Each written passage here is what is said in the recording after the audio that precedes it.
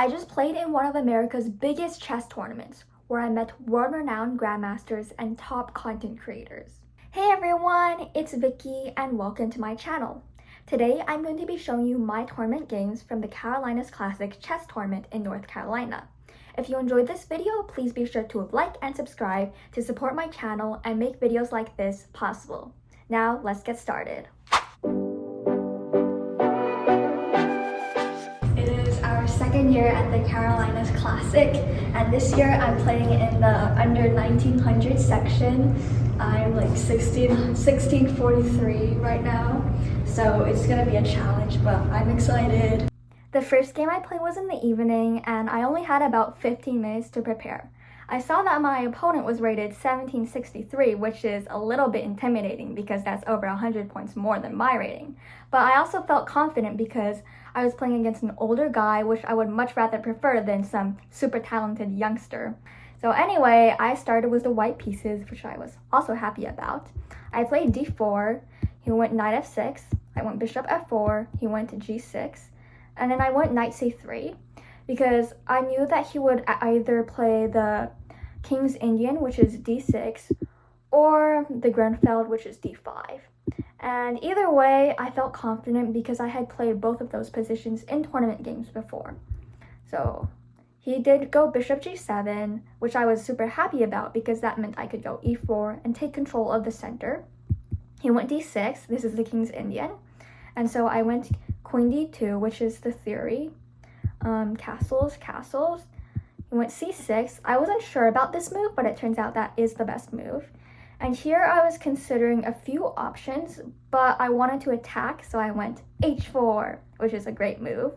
And my plan here is to go h5, and then if he takes with anything, I will eventually try to sacrifice. Maybe not yet, but like if I either move my queen or like move my bishop to e2 and then just try and sacrifice and just plow through, open up these files and attack that king over there.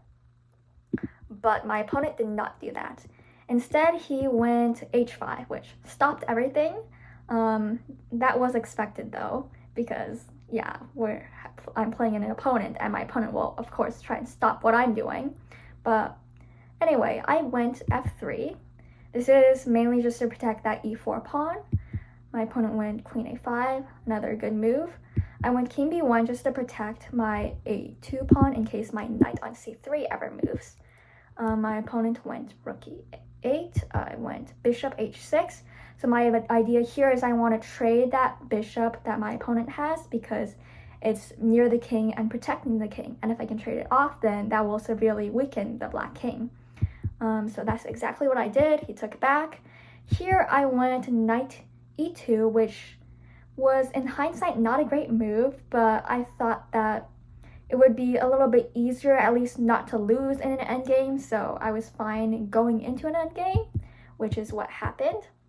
He went e5, which is a good move, trying to break open the center. I took, he took back with the pawn, and here I went knight c1. Now it looks like almost all of my pieces are on their starting squares, which might not be great, but if you go back one move, my knight on e2 here isn't great either because it can't go forward anyway here, and it's also blocking my other knight from entering the game. So I thought it was a necessary move. My opponent went knight c5, and here I went bishop c4, and right after I played this move, I knew it was a mistake. I was vaguely looking at this capture on e4, and I disregarded it at first, but then after I looked at it again, I realized that after any of the knights takes, I take back, the other knight takes, and my rooks are going to be forked no matter what. For example, if I go to rook e2, the knight will go knight g3, and these two rooks will be forked. And if I go to d1, same thing, knight f2.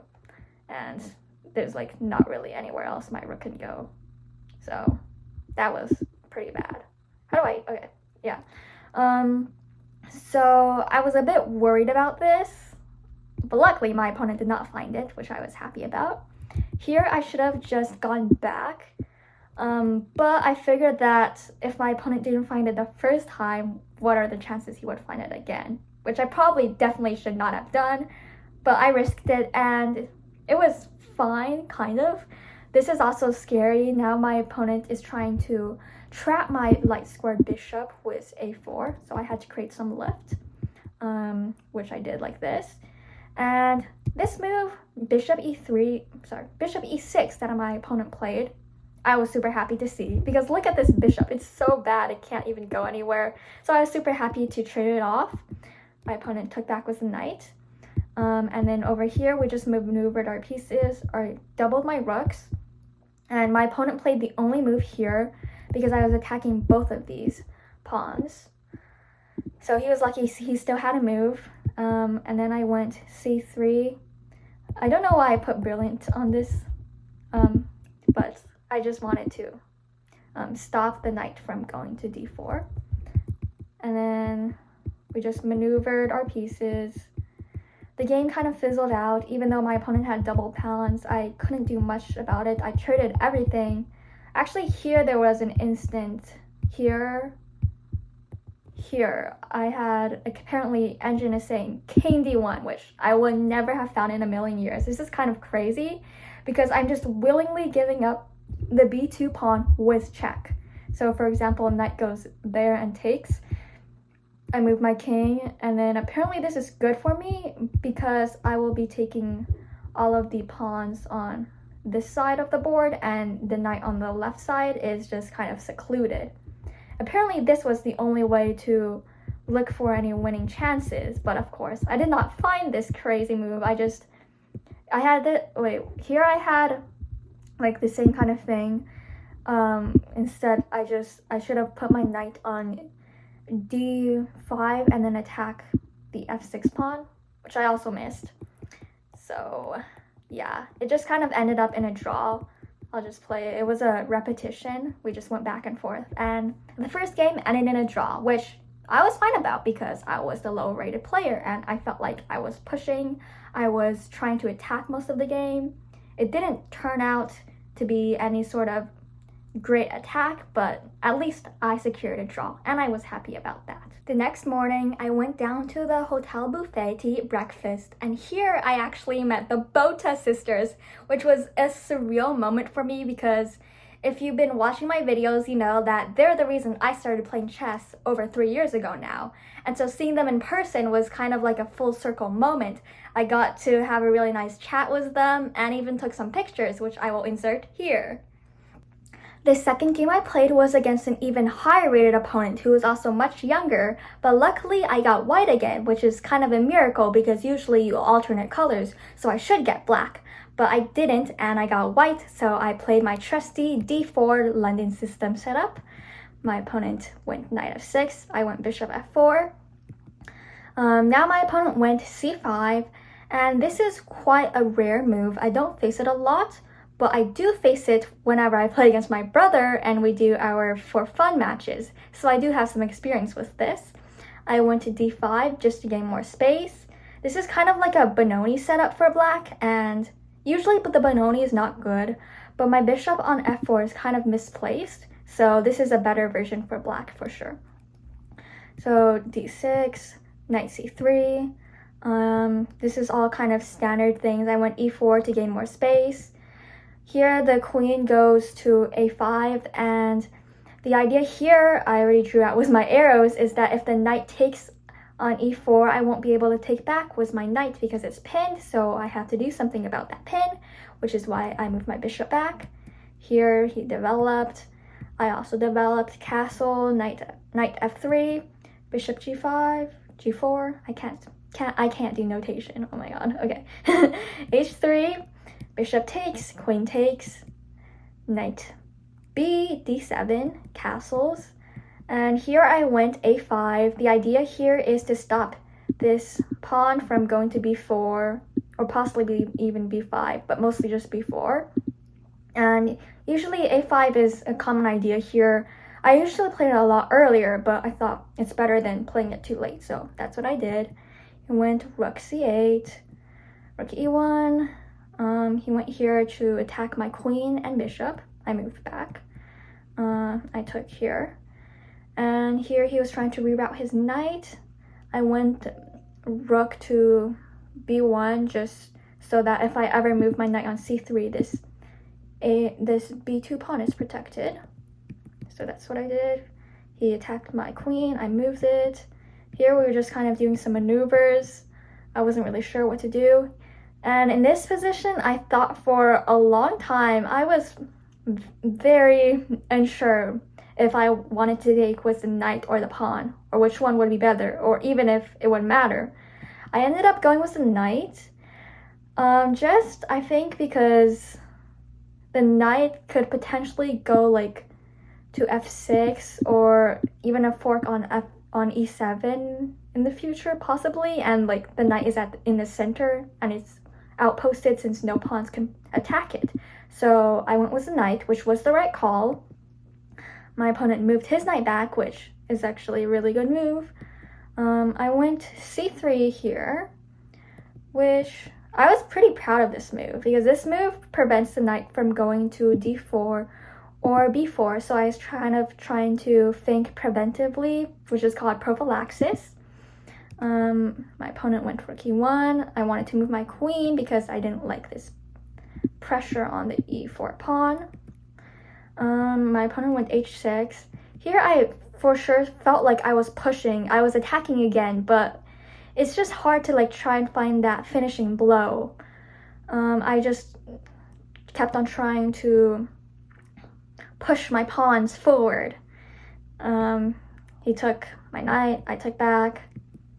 The queen went to f6, which is another good move. My opponents, it seems like whenever I'm trying to attack my opponents, they always find some defense, and it's very frustrating. But anyway, my opponent took back with the queen, I traded the queens, and then I went bishop f4 to attack this pawn. On d6, my opponent moved his bishop back to defend it, and here it looked like it was sizzling out once again.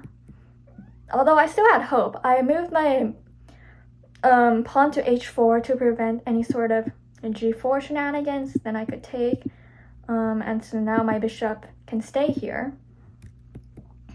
My opponent traded, which I thought was bad. I thought for sure I was better here. I moved my rook to its prime position, and here my opponent is actually stuck, because if he tried to trade the rooks like this, then I would have just taken, I would have taken here, and then I would be up a pawn, because if you take here, I'll take, and take.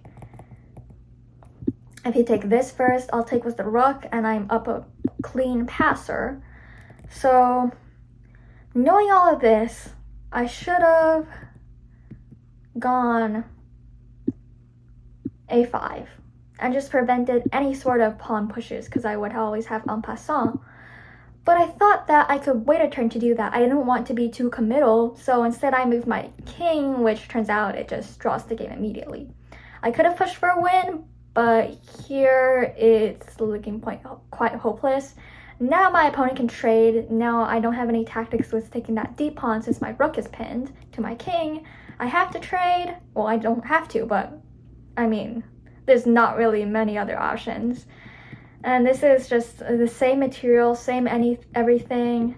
And I offered a draw because I didn't see any feasible way of winning this.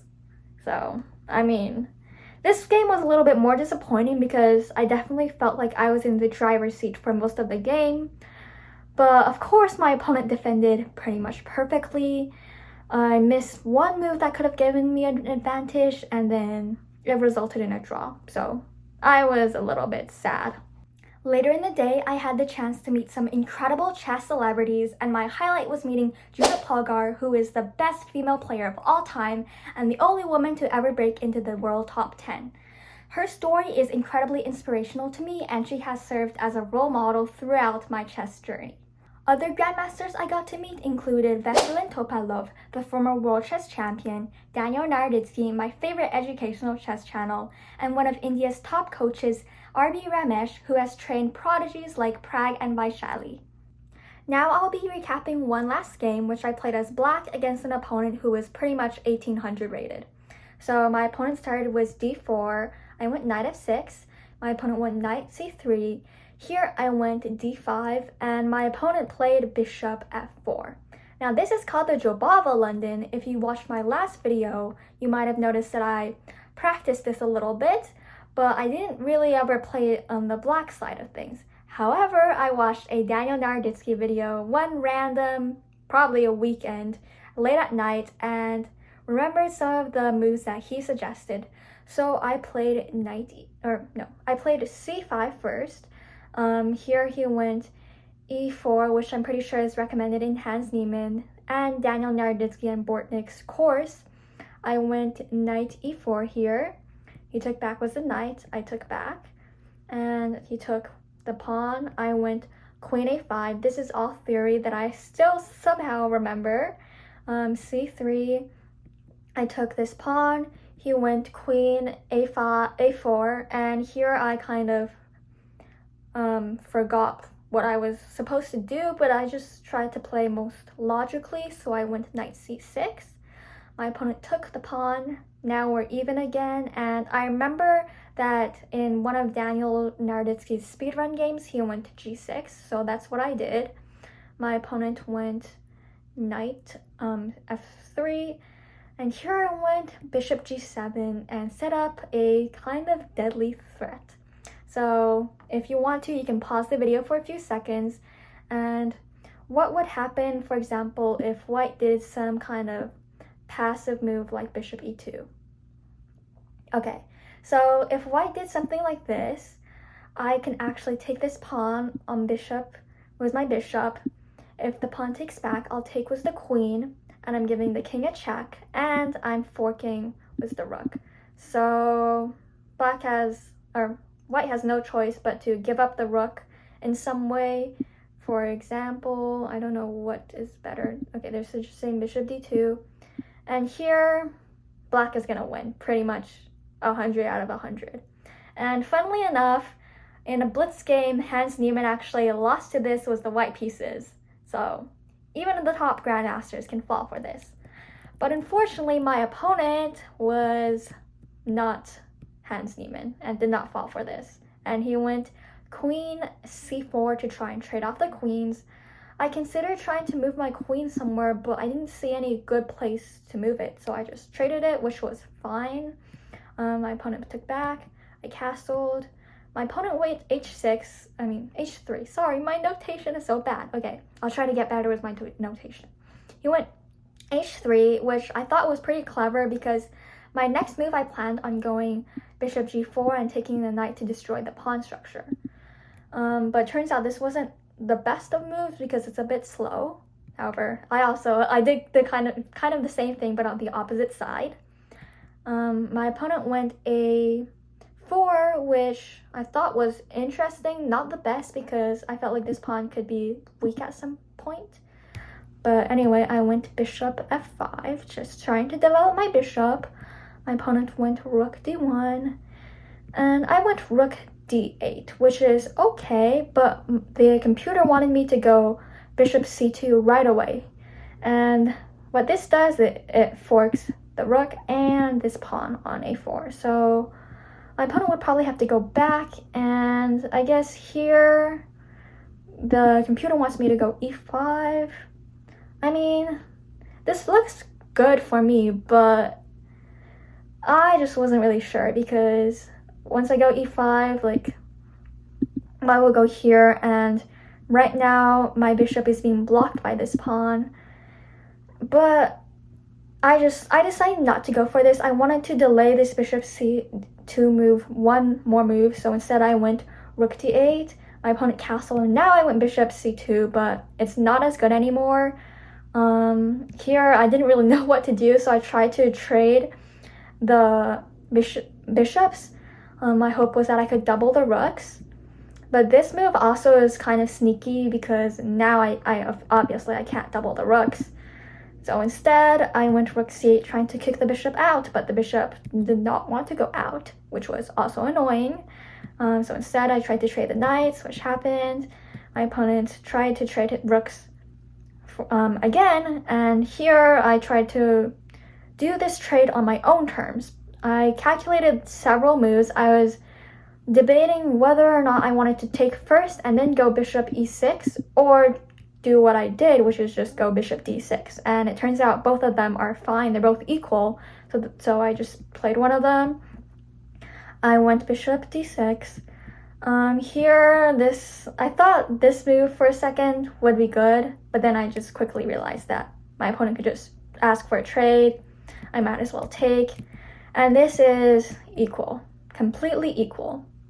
The only imbalance is that on the right side, I only have 2 pawns and my opponent has 3 pawns, so my opponent has the majority. And on the left side, I have the majority, but I was a little more scared for my position because there's an off chance that my opponent could kind of create a passed pawn on this side and just run it to the end of the board. Whereas for me, it's harder to create the passed pawn because the king is closer, obviously, to these pawns. So anyway, we just maneuvered our kings forward.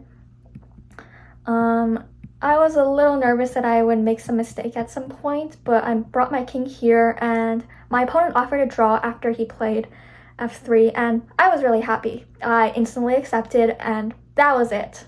So as you can see, I did not have the best results, nor the worst. It was pretty neutral, but at the same time, I was also playing against higher rated players every single game.